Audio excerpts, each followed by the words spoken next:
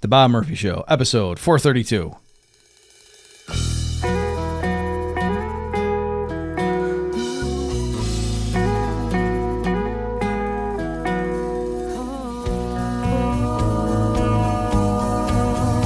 There's a tidal wave coming. What you gonna do? Get ready for another episode of The Bob Murphy Show, the podcast promoting free markets, free minds, and grateful souls. It's your source for commentary and interviews conducted by a Christian and economist. Now here's your host, Bob Murphy.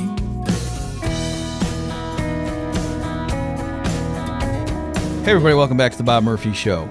This is going to be an interesting deep dive, especially for those of you who are following the controversy over food distribution in Gaza. My guest is Mel Witty, who is... I started following her a few months ago. She goes by the Village Crazy Lady on Twitter. And she's very much often pointing out, what's going on over there in Gaza.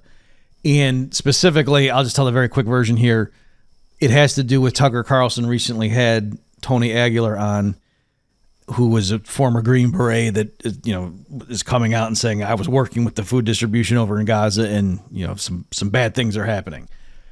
And then there were a bunch of people who soon came out to the fore alleging all sorts of dubious things on Aguilar's part.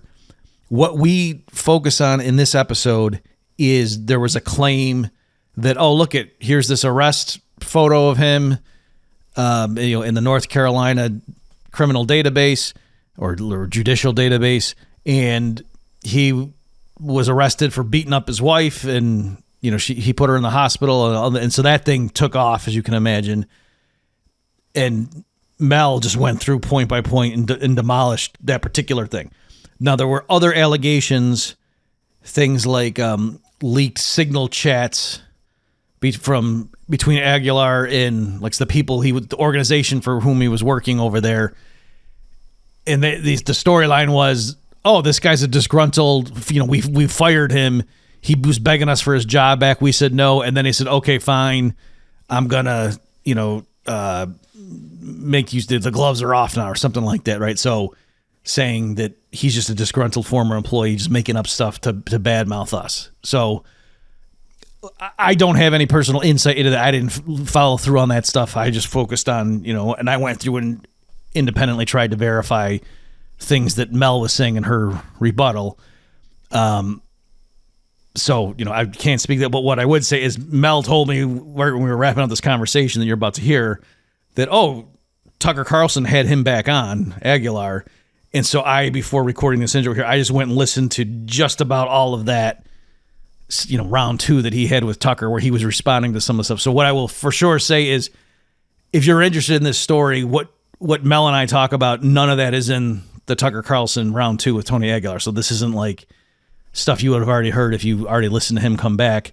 But if you are curious to hear what's Aguilar's response to the subset of the character attacks on him, saying you got fired by these people and now you're just a disgruntled employee, he explains that, and he explains some of those signal chats and why. Well, geez, why are you writing this if based on what you just said on Tucker's show? Okay, so I cannot confirm or deny what Aguilar said about that stuff. We just have his word versus theirs. But what I am saying is, as you'll see in this discussion with Mel, that it's pretty clear cut that the mug shot, or whatever you want to call it, they produced to go along with this allegation that he was arrested for beating up his wife and all that is all doctored, as she'll explain how she came to that conclusion. Okay, so again, trying to be precise here as to what I can say with confidence to you folks. And then, like I say, if you want to hear more and hear what Aguilar says about the other allegations that I haven't had time to look into, you can go. I'll link to it in the show notes page, but it's early August 2025 is where he was on round two in Tucker Carlson's show. Okay, so without further ado, here. Last thing is we flash a lot of video stuff. Like as we're talking, I throw up the still photos, and it would help, right? you can listen to this in your car if you want to, but I think the story we're going to tell and for you to be able to see exactly what we're talking about, it would help if you are watching the video version of this. Okay, here we go. Just a quick postscript, folks, here on the intro before we jump in the interview. I was just, again, want to be bulletproof on this stuff. I don't want to mislead any of you. I don't want you to go into battle and then, you realize that I gave you a gun with blanks in it and that kind of thing.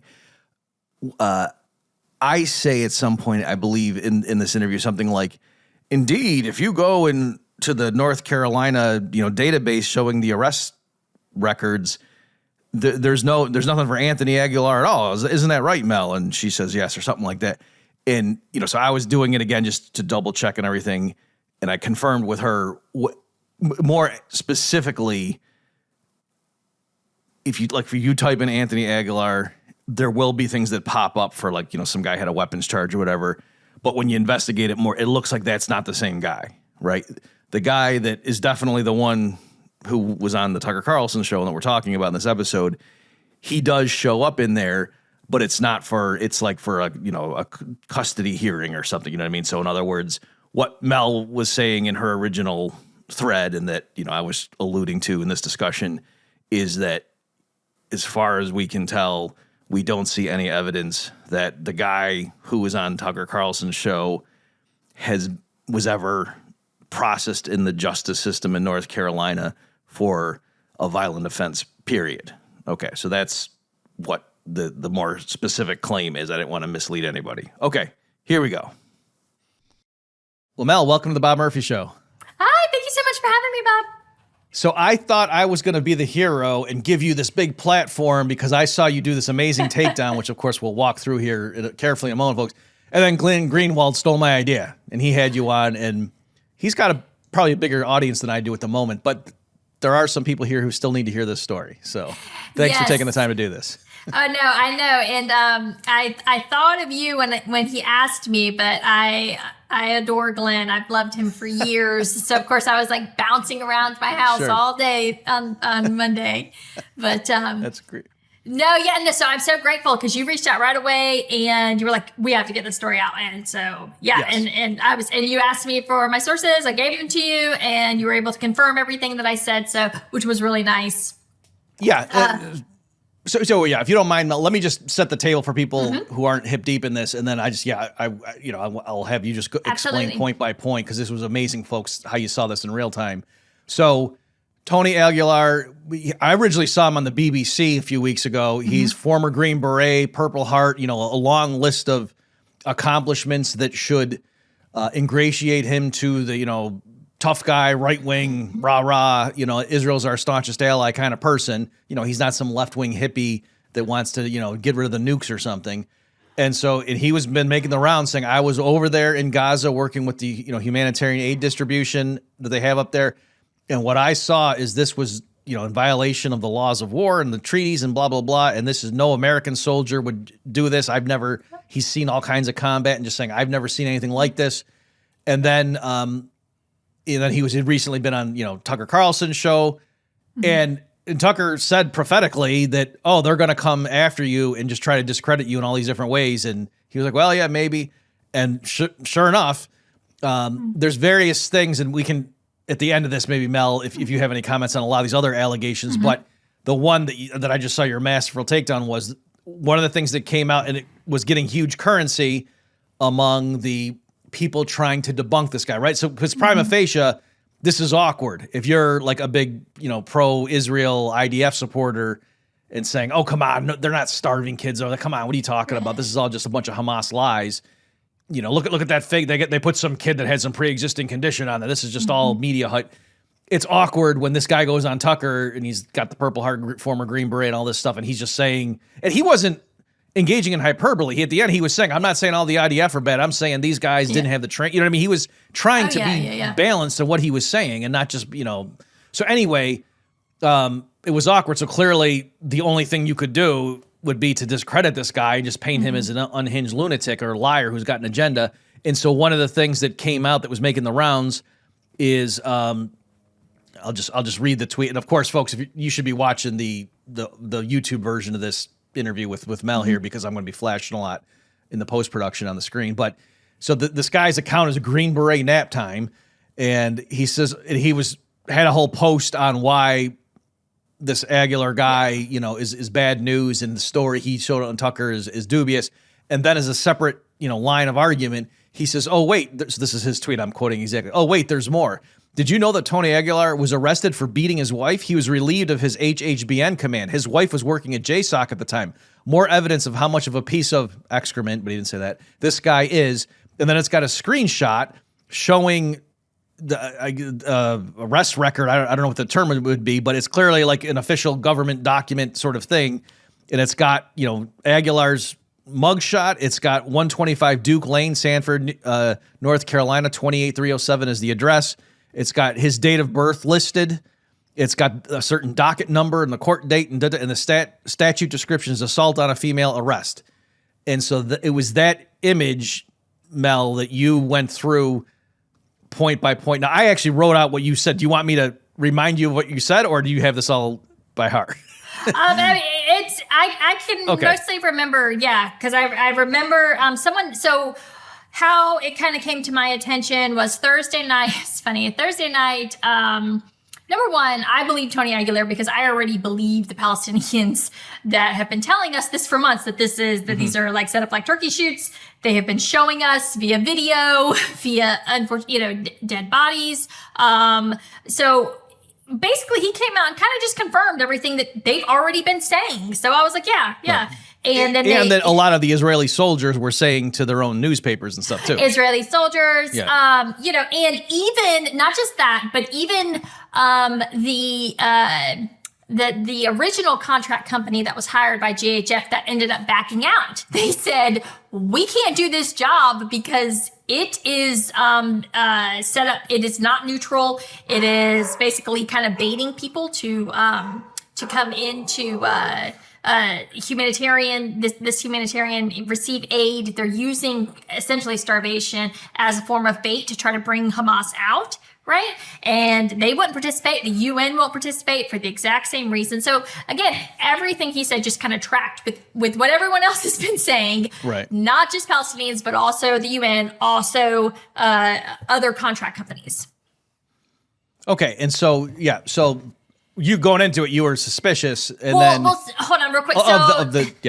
So they initially tried to discredit him through a series of like out of context text messages that he had sent with the GHF staff, or I guess not GHF, but the UG Solutions, which is the private contract company that was hired by GHF. So there's some, and we'll get into that later, but I actually just wrote a thread.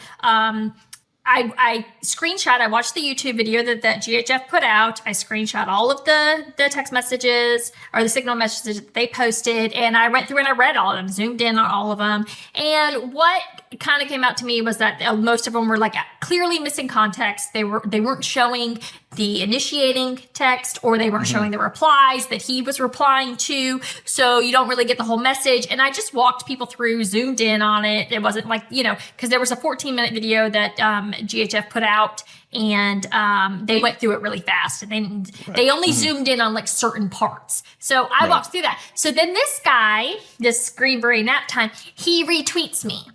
And he says, this woman is a retard. Mm-hmm. Then, I'm pretty sure it's his burner. I ended up blocking this account. But he starts spamming my posts, all of my posts, with this arrest warrant thing, right?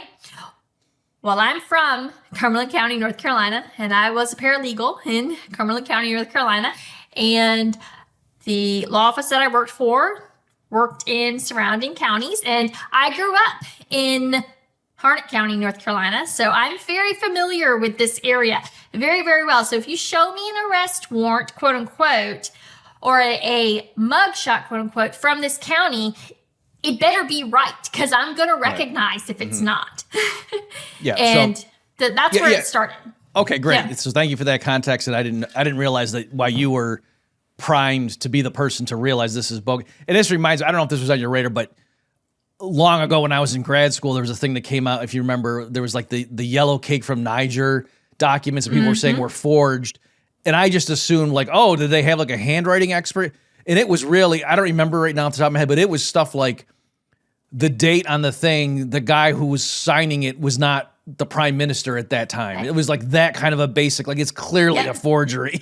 And yet that was one of the things they were using to get us into the war. So it was amazing how shoddy it was. So it's likewise here when we go through this, folks, and you just see, and like Mel said, I did independently verify some of this just to, for you folks and for me to realize, to be knowing I'm not platforming someone who's retarded, as the guy said. So anyway, but just to go through it and just to see how badly this was. That won't show his name or his face or attach anything to it, you know. Okay, so you said right off the bat, I'll just mention some things. You said, so okay, one thing, it says Sanford, North Carolina, 28307, but you said that zip code is actually Fort Bragg, right? It is, so that's one thing. Yeah, so I live in Fayetteville. I know all of the zip codes in this area. I recognize, boom, right away. That is, and I happen to have at one time a marketing job in town. This was like years ago. So I just weirdly enough know all of the zip codes in this entire county. It's a weird thing to know, but I do. Again, when you realized one day this information will save a man's reputation. Right, yeah, like all these, it's weird. It's like all of these like country lyrics from the 90s and then all of the zip codes of Cumberland County for whatever reason. Okay, another element. It lists his date of birth here. It gives the month, day, and year. And you said, no, that's not. And you even called like the clerk, right? And to confirm, she said, no. I went to the county clerk. I went to my courthouse. Yep. And so that's another. And then, folks, we'll flash on the screen, but Mel showed a different, a legit one that she pulled. And she blotted out the guy for protection of his privacy. But just to show, see, they list the age, but they don't put the person's date of birth on the thing, so there's that element. So again, this evidence, this isn't real. Another thing is apparently there is no Duke Lane in Sanford, North Carolina. Right. And so there's that element as well. And so, and then you went let me see here. And then you went further and the docket number. Right. That's the big one. That's the really big one. Yeah. So there you said, and first of all, like what they listed would not be the full thing, that there was like 3 digits missing, and then an authentic one would have had all 3. But then beyond that, filling in the missing, was it 000, I think, were the trailing ones. That is an arrest record, but it's not Tony Aguilar. Right. Yeah. So when I called, I have a podcast. I called my podcast co-host who is a lawyer. She's like, hold up, let me look it up. Cause she has access to this stuff. And I gave her the docket number and she's like, it's not coming up. Nothing's coming up in the system. So I was like, okay, that's weird. I'm going to the courthouse because the courthouse will have, if this man has been arrested and charged with this crime, the courthouse in Cumberland County will have a record of it because they have records of every, court record for the last 7 years, at least. Well, actually, it's actually for criminal. It's always, but other things, it's like 7 years. But anyways, so they have it for every county in the state of North Carolina. They'll have it. And then I'm not going to accuse this person of lying or making this up unless I know for sure. I have to go check, right? Right. So I drive on down to the courthouse and that's when I start looking, and what do you know? That's when I find that no, this is not a this court docket number belongs to a guy who was charged with felony possession of a stolen firearm out of Alamance County, and totally different case. And yep, so boom, right there, I know. Okay, this is fraudulent. What they're showing right here is fraudulent on Tony Aguilar. Okay, and then let's see, was there another one I hit? Oh, and then you thought, okay, just in general, let me just ask them, do you have any arrest record for, Anthony Aguilar? And the answer is no, right? Right. There's no court record whatsoever. This did not, he was not charged in any formal way.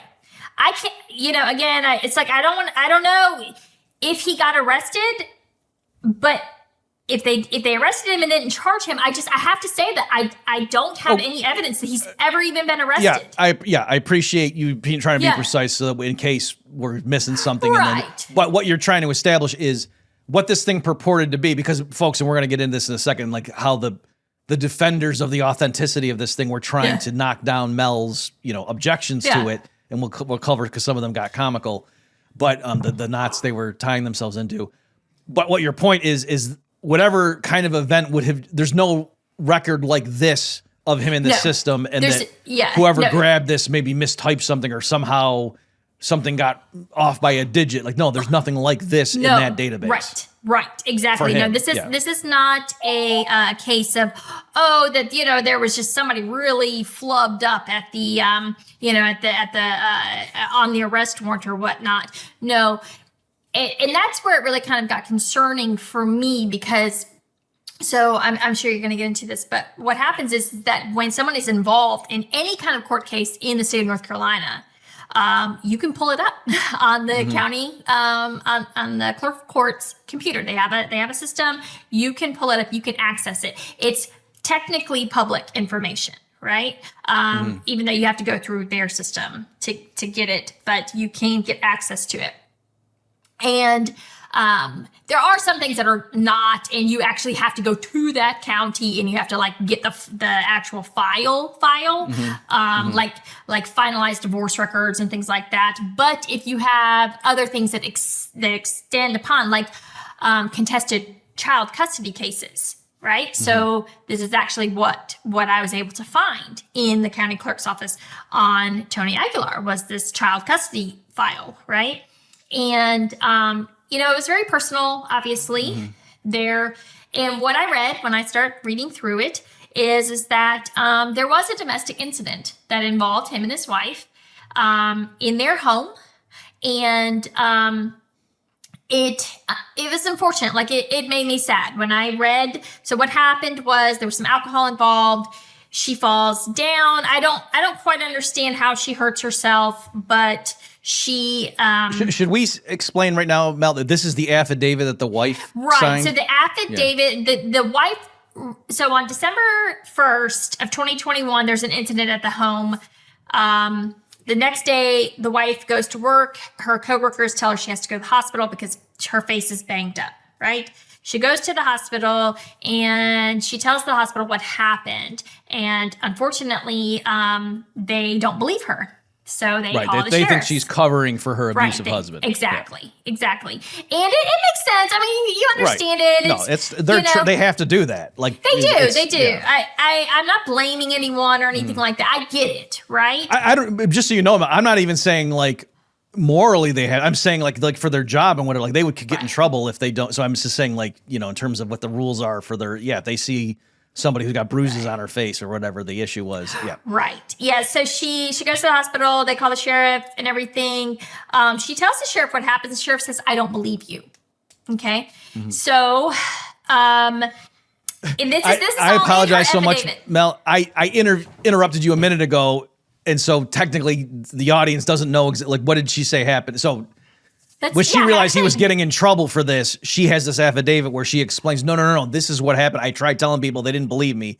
So what? Right. How did she get her face knocked up, according to her? So let me actually pull it up because I'm going to read straight from it. Okay, that's good. Okay, so she says, my name is Allison Aguilar. The words in this statement are my own. I have not been coerced in any way to make this statement by anyone, including my husband, Lieutenant Colonel Anthony Aguilar, his attorneys, or any person, and no one has told me to say what to say.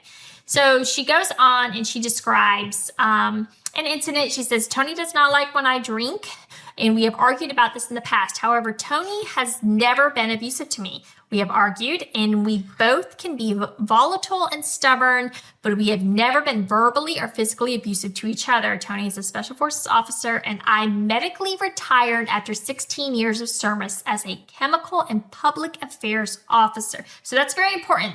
I am medically retired, okay? Because that comes up later. And she said, so often we use gallows humor, which it's funny because I know all about that. I have this very dark sense of humor that probably if people heard me talk sometimes, they are like, what is wrong with that woman? She says, this gallows humor was mutual, and I never took anything Tony said to me in a threatening manner, nor do I believe I was being abusive or threatening towards him. So then she says, on December 1st, I had been drinking fortified wine with a high alcohol content before Tony got home from work at around 1800, which is 5 o'clock. When I believe that's 5, right? No, 6. 6, right? Right. Yeah. Okay, yeah. When he got home, we had dinner, but he was upset that I had been drinking. This caused an argument between me and Tony. When Tony went to the closet, I believed he was going to look through my things. In hindsight, I do not think that was what he was actually going to do, but at the time, it is what I believed. Upset that he was going to do this, I rushed behind him and grabbed him by the shoulders when he turned around towards me in a "what are you doing" sort of manner, not aggressively. Because I had been drinking, I stumbled backwards and then pitched forward. And when I pitched forward, I fell and hit my face on the floor. Tony did not strike me in any way. He did not push me, punch me, flail his arms back to make contact with me or my face or hit me. I lost my balance because I had been drinking and fell down on my own. She says, I had broken my nose in the past and I knew immediately that I had done so on December 1st. Also, because of medical conditions I have, I take blood thinners that make me bruise and bleed very easily. I did not think my injuries were bad, and I chose not to seek medical treatment that night, even though Tony offered to take me to the hospital. I spoke to my mother later that night on FaceTime and explained to her that I fell, and I also declined to her any need for medical attention. And then she goes on to explain that she had gone to the, so people didn't believe her. People think, Right. She goes to work the next day looking like somebody punched her. Nose. Right, exactly. And it looks like a classic, like, oh, he threatened you not to tell anybody, right? Oh, you hit, okay. Yeah. Interestingly enough, I actually walked into a door one night. You remember, like, people used to say, like, oh, like, she says she walked into her. I actually did that. I straight up walked into a door, busted my nose, and that was when I actually learned that, holy crap, you actually can hurt your face really bad doing that. I didn't even do it. I was, like, stumbling to the bathroom, and I didn't realize that the door was closed, and I just wham right into it. So I'm actually more sympathetic to claims like that, having personally done that. But regardless, nobody believes her. Yeah. And if I recall, like the point of her later doing the affidavit was when she so he's being investigated and whatnot, like internally. Right. For this. And so that's why sorry, go ahead. So she says, when I got to the hospital, I was administered morphine. Afterwards, a nurse, a victim advocate, and someone from FAP came in to talk to me about what happened. I tried to explain to them what I explained earlier in the statement. Eventually, Deputy Kubik from Harnett County also joined the discussion. When I explained to him what happened, he asked me, "Do you expect me to believe that?" I felt that all of these people had an agenda, which was to label me as a battered spouse and to take anything negative I would say about Tony, ignore anything positive. No one would believe me that my injuries came from a fall caused by my own actions and not from Tony pushing me or hitting me in the face. She says, so what happens is that Tony he's relieved from his command. He's actually removed from his command. At that time, he was some kind of commanding officer. I forget the acronym that, where he's at this point. But and that's actually pretty standard protocol for the military. I don't think he was necessarily singled out for any reason at all. Mm-hmm. But so she's writing this. She says, when the prosecutor called me in February, she never even asked me what happened. She only asked me what I wanted to happen to Tony. I want her to leave me alone and nothing should happen to Tony because he didn't do anything wrong. She, like everyone else, just assumed I was a battered spouse. She saw the pictures at the ER and immediately jumped to a conclusion that is not true. Like with CID, I am worried that if I spoke with her, she would only believe the parts she wanted to believe, not the accurate, true, larger picture about my relationship with Tony. While I think my marriage to Tony is, and she goes into they clearly had problems after that. And it was very difficult for me when I'm reading through this because I'm a very empathetic person and it broke my heart, right? Because this is a deeply personal thing that happened between a husband and a wife, and it should not be the world's business, right? Mm-hmm. And it's not fair that they dug up but see, the thing is what you can tell from that affidavit, and she goes on to explain that No one is pressuring her. She sought out a lawyer to write this affidavit herself. She's not dependent upon him for money. She is financially independent. She was a military officer herself. She's retired. They don't need each other for anything. And so she sought this out because she saw what was happening to him, right? He's just getting destroyed as this kind of wife beater thing, because the military does take that very seriously, regardless of what people try to say, because that Green Beret nap time guy was like, oh, they just swept it under the rug. Total BS. Okay. That does not happen. All right. If you beat the crap out of your wife and put her in the hospital, you're screwed. Your career is screwed. All right. You just are. That is what is happening. All right. I hate to break it to people, but that is so it's not the NFL is what you're saying. No, it is not. And I can say this because I was married to a Green Beret for 10 years. Okay. Who, of course, never hit me or anything like that. Right. Yeah. But, right. I'm glad your point's not, and I saw, what you're saying, you knew the culture and people can say what they will about, but that's not something that they tolerate. Oh, no. So maybe people remember, but there was it was right after the Iraq war started, where actually they were like, fortunately, they were like drugging up these Green Berets with all these like steroids and all this and everything. Sorry. And there was like 3 of them that killed their wives. And afterwards, after I think it was like 2005 when that happened, or 2004. Anyways, there was this whole culture shift in everything that if you hit your wife, especially after coming out, you were done, son, like done. And no, I remember like even going to like the family readiness things. They would hand out things if your husband is abusive in any way. I mean, and there's actually an entire support system out there for women who are battered, that so you don't have to worry about like money and things like that. I mean, they're pretty responsive to that stuff. So the idea that, you just got swept under the rug because she needed money, it's just right. And so that reinforces the affidavit, what you just said, because she's saying, in other words, they were so attuned to that even though she was saying, no, they were like, come on, your face doesn't look like that because you fell. So right. And so I could see this whole thing playing out in my head because I've seen it, just having worked criminal defense, And there's usually way more to the story than the man just came home and beat. I mean, every now and then you will have those cases. I'm not saying that they don't exist by any means, but when I was at the law office one time, we had a case where our client was charged with assault on a female. And it turned out he and his wife had been fighting, and she had just been beating the crap out of him all night. And then he threw a can of cream corn at her. He didn't even hit her. He just threw it at her. And then the cops get called.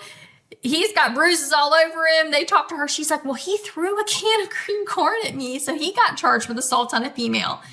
First, so it's, that's actually what I was expecting to find when I went down to the courthouse. I was expecting to find something kind of like they both got in a fight, both got charged for stuff like that. I actually wasn't really expecting this kind of really sad story that played out.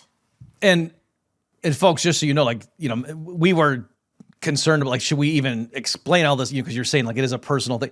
But I think it helps to explain, among other things. So what I did, folks, again, I told Mel, I said, hey, do you want to come on the show? I said, I'm going to, I'm sure you can appreciate, I'm going to try to independently verify the stuff you're saying, because I don't want it to come out that, you just made stuff up or whatever. No. And so I did as much as I could, as I say, folks, to check. But then I also, just to get a gauge of who this Green Beret nap guy was, and to see, am I missing something? I, just neutrally in his thread posted the link to Mel's thread going through all this, saying, do you have any response to this lady's claims? And then one of the things he said was, when the problems with that screenshot became apparent, he just backpedaled immediately and just said, well, somebody said that to me and I just posted it. And then he said, but I called guys I know. And he didn't name anybody's name. We don't know what this guy's name is. And they all told me that, they arrested him because he put his wife in the hospital.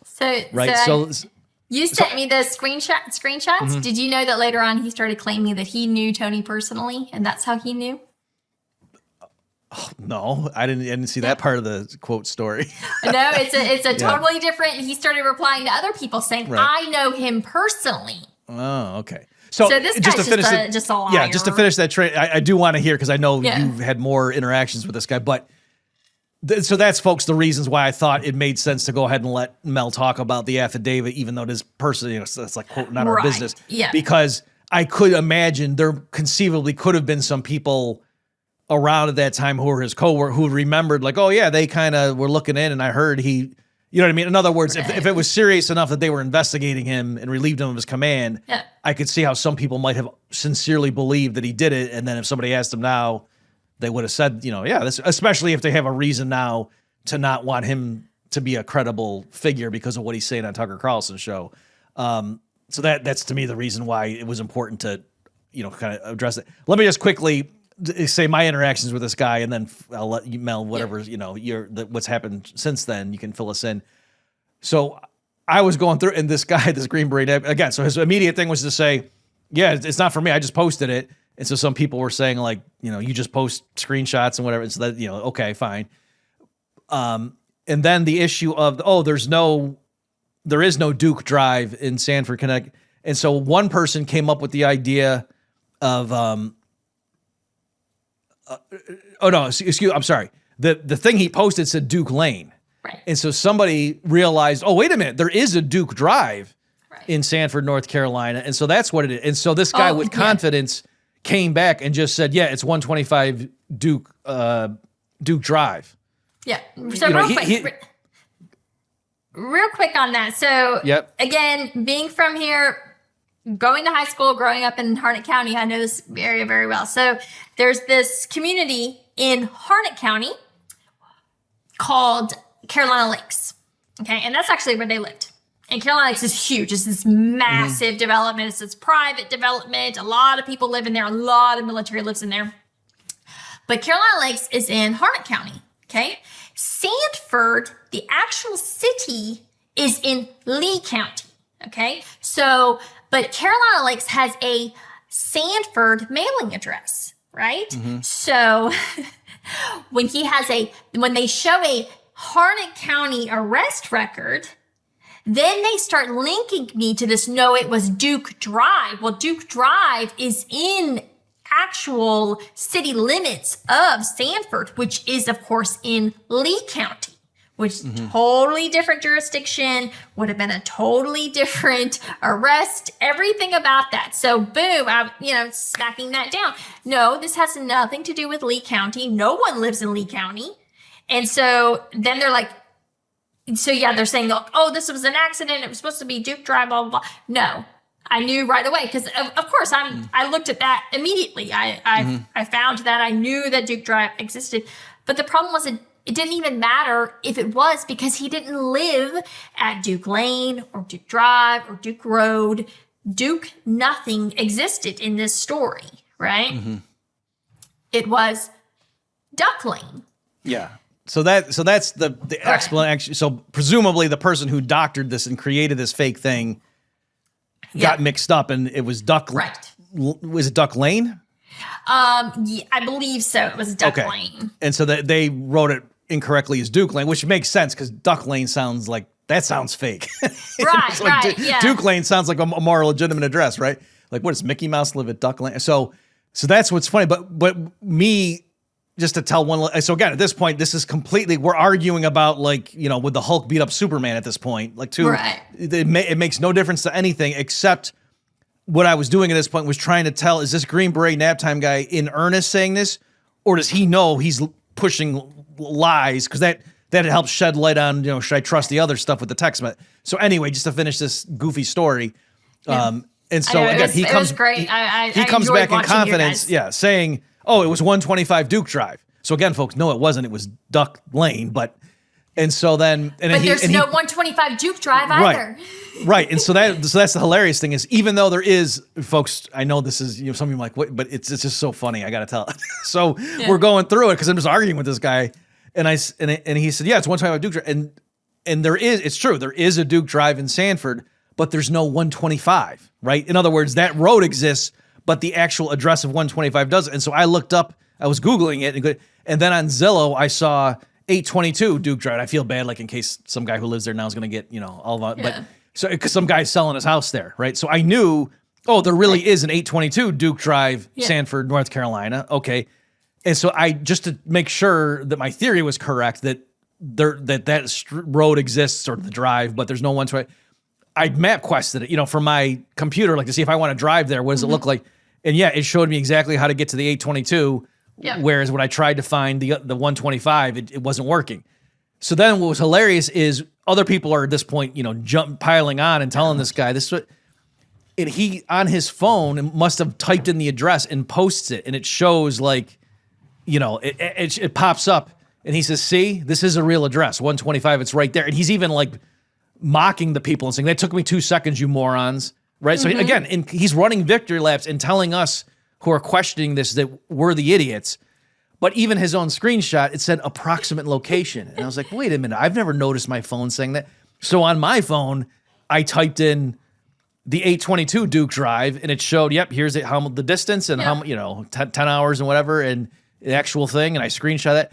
And then I typed in 125 Duke Drive, and it said approximate location. Yeah. So the point being, and here we'll flash it here on the screen, folks. You can see what so my point was, and I said back to him, your own screenshot shows that your phone doesn't think this is a real address. Right. That's why it said, you know what I mean? Right. So at this point, you might think the guy would say, wow, I'm so sorry, I'm wasting all your time, guy. No, of course he did. Then he came back with and said, it's Duck Drive or Lane or whatever. So what happened? So he finally learned the truth instead of apologizing and, yep, I was doubling down with confidence, even though I'm totally wrong. Nope, didn't care. No, I don't know if you know this, but actually what happened was someone who actually had been Aguilar's neighbor, she came into the chat and she said it's Duck Drive, or she said it's Duck Lane. I know because they were my neighbors. She doesn't say anything else. All she says is duck, right? And which, fine. I mean, I liked the post, but I mean, that's all she said. I knew that it was, but it didn't matter because what he tried to tell me, what he was trying to sell was that all of this was just typos, right? The date of birth being on there instead of just the age was a typo. I'm sorry, you're actually talking about a format change. Right. Okay, that's not a typo, number one. The docket number being totally wrong. All right. They're not being a docket number. That's not a typo. Okay. You had to choose a docket number to put into this. Okay. Right. The address being totally wrong. The zip code not even being in the correct county. Okay. These are huge mistakes on what is supposed to be an official arrest record.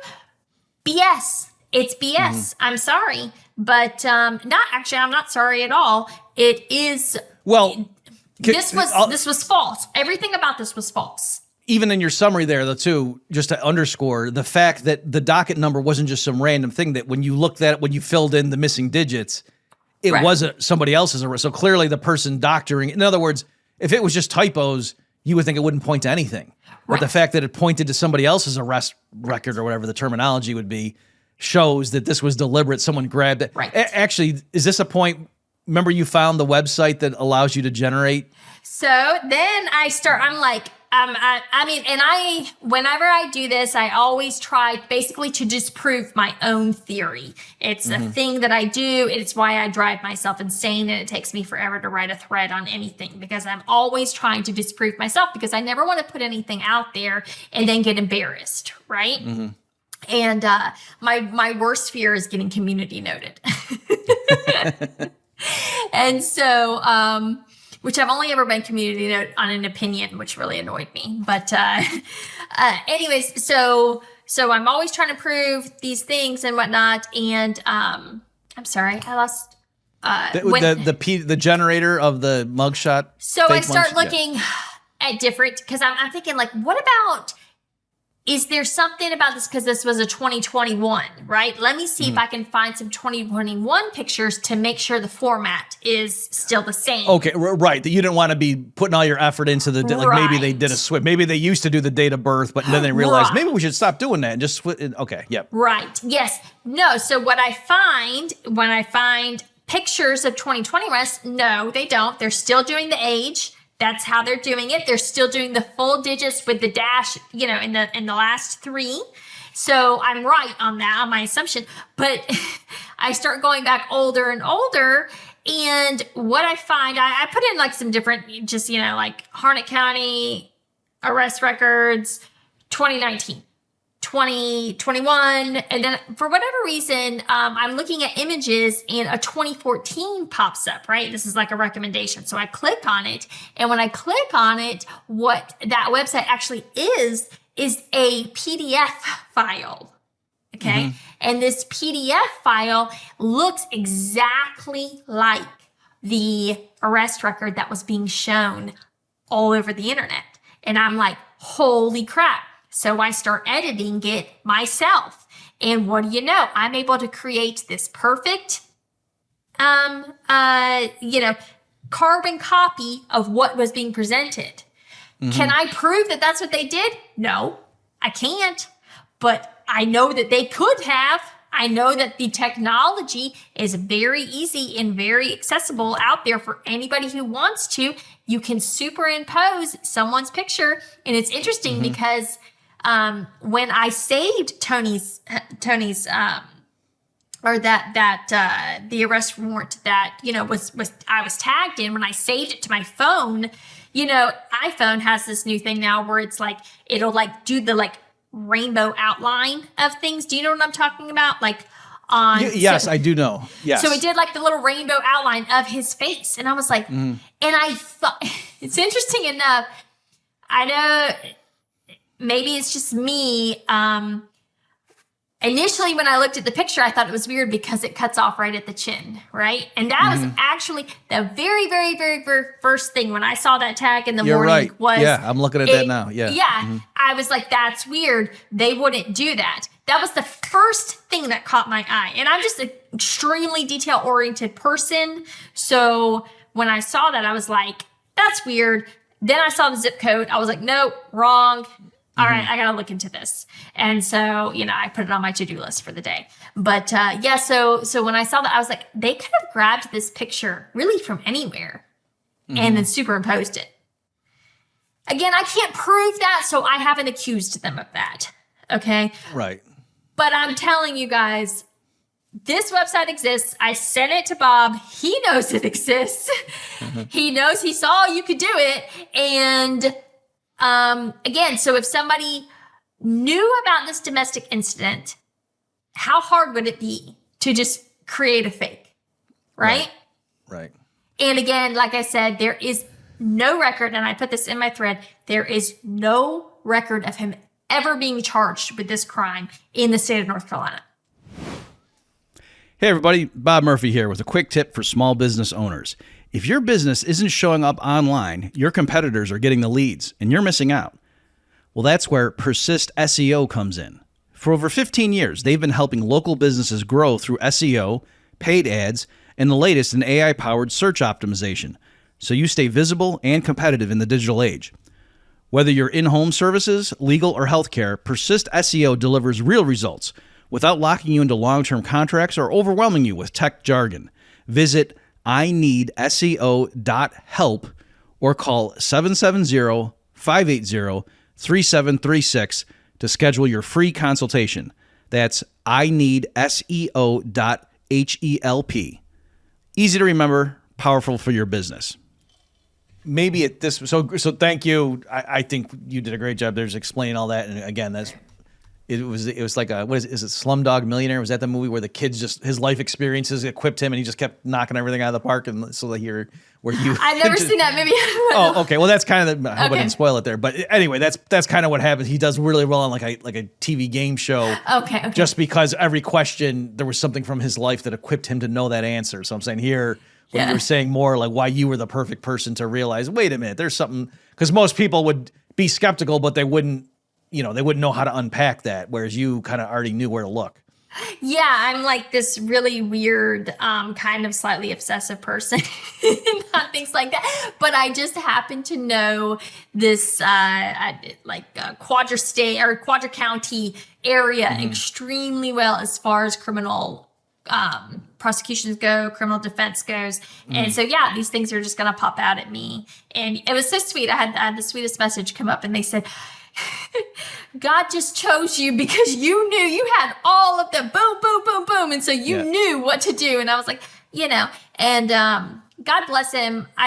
Tony Aguilar came out on Tucker Carlson today, and Tucker asked him about it. He didn't ask him specifically again. Again, this is extremely impersonal. Oh, geez, stuff. you're saying he was on again in response to stuff? Oh, well, geez, I didn't even see that stuff.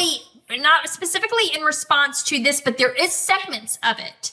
You know, and I just want to put out there that I felt like the biggest scumbag ever, like going through these files, and but at the same time, and I really did. I mean, I was in a real dilemma. It's so funny. I was trying to get people like to talk to me about this, and I called my podcast co-host, and she was busy. So I actually called someone else that I knew from X. I explained it to them, and they were like, his credibility is really important, and I think you should do it. And then I called my podcast co-host back, and she's like, if it were me, I would want you to do it. So, Yeah. And again, I think you'll appreciate what we're saying here. So what I have investigated for is, again, to show that Mel here is not making up stuff. Like everything we just walked you through, that's all pretty bulletproof. And even, again, this guy, backing off. Like, in other words, this guy's admitting, that screenshot, had the wrong street on it at the very least. And then there's other stuff too, which I have not verified. But again, that the fact that people were just making stuff up and doctoring it. Oh, and one thing you said there too, Mel, about a lot of people, this is such a hot button issue and people kind of want to just keep their head down, especially like if they have normal 9-to-5 jobs. They don't want HR to call them in and say, come on, this is really, there's a lot. I saw this other guy I know that I think he's an honorable guy, that he's like retired military. And when this kind of stuff broke, he blasted that, but he's pro-Israel. And he blasted it out saying, is there anybody who wants to step forward and defend this guy? And nobody did. And I was like, well, of course there, you know what I mean? Like this, what I mean? It's like he's a leper right now. And so I can imagine a lot of people, except like his closest. So anyway, I'm just saying a lot of this stuff is like a self-fulfilling prophecy. When somebody becomes radioactive, everybody runs for cover, and then a few break. And why? And they're smart, right? I saw the treatment you were getting. When you went with this stuff, which I know for you is probably like par for the course at this point. You don't even think about it. But I mean, people were saying horrible things to you. Yeah, but I mean, I've got like rhino skin, so I couldn't care less. And, I like picked him up and beat him like a freaking redheaded stepchild, and he went away with his tail tucked between his legs. But no. Again, I'm extremely tough. I'm used to this kind of like online combat. I've been like, I always say I was like, forged in the fire of Trump 2016. So you can call me anything you want to call me. I don't care. I'm just going to stand by the truth. Just to respect the time I asked you for. Of course. But do you want to just tell us like because then we were chatting, I think, before we hit record, and you had some further interactions with this nap time guy. Do you want to just tell us anything, like with the text messages or whatever? Oh, so, well, he did start saying that he was like personally knew Tony, whatnot. Again, I want to say, I don't know Tony. Interestingly enough, I called my ex-husband. He knows of him, doesn't know anything good or bad about him. He just knows who he is. So, that kind of told me a little bit right there. And then I thought it was very interesting that he went from, I had to get all this information from other people to, no, I know him personally, and that's why. Right. That's indicative of you're lying. You're just a liar. And then now his new thing is he actually stopped responding to people. He was just getting ratioed so hard on stuff, and he looked really dumb. This is not someone who, it's interesting when you encounter people who actually haven't ever felt the backlash of Twitter, which can be so intense. Again, I have a lot of experience from 2020 on, so I know what it's like, and you got to be really tough. But for somebody who has never really experienced it, it can be very, it tells a lot about a person, how they handle it, right? And he did not handle it well. He just continuously melted down in just the most dramatic fashion possible, which for whatever reason, I'm like, here's my facts. You don't like it, move along, and I'll just mute you and I don't care. And it was interesting to me the way he felt he had to respond in not even a coherent fashion. He was just super negative, calling people like the most obscene names you've ever heard. I mean, just really unfortunately, I had 2 cocktails the night that I posted that. And so when we got into it, I was just as obscene as he was. Probably would not have cursed as much had I not been a little bit, whatever. But I also get super defensive of these guys because I think that what Tony Aguilar did was very brave. And to see him and his personal life get dragged through the mud like that, it just wasn't, not only was it not okay, it like activated something in me that I wanted to be protective of them. I wanted to be defensive of them, especially because I knew that other people would be scared to do so. Interestingly enough, I got so many messages. At this point, I've gotten 12 messages from actual Green Berets or people saying that they're Green Berets. I haven't verified. I don't necessarily care that much. Saying thank you. I knew this guy was BS. Talking about the Green Beret nap time guy. Or, thank you for defending him. 2 people have said they knew him. They didn't know anything about any of this stuff. But from their experience, he was an upstanding guy. They didn't have anything negative to say about him, and so they were grateful that I had stood up for him. So I get it, not everybody's cut out for the internet and whatnot. But yeah, that's about it. Okay, and so I guess as we wrap up here, Mel, so I didn't realize you had also responded to, because again, the main components of the call it character assassination after he got famous in certain circles was this thing, because I saw other people too, like, prominent Israel defenders, who are battling all the time. They just, when this thing dropped, they loved it. And they said, Tony Aguilar, the guy who put his wife in the hospital. Yeah. That guy. Okay. Yeah. He's a real upstanding guy. He cares so much about the kids in Gaza. He puts his own wife in the hospital. This was just such a great trump card for them to play.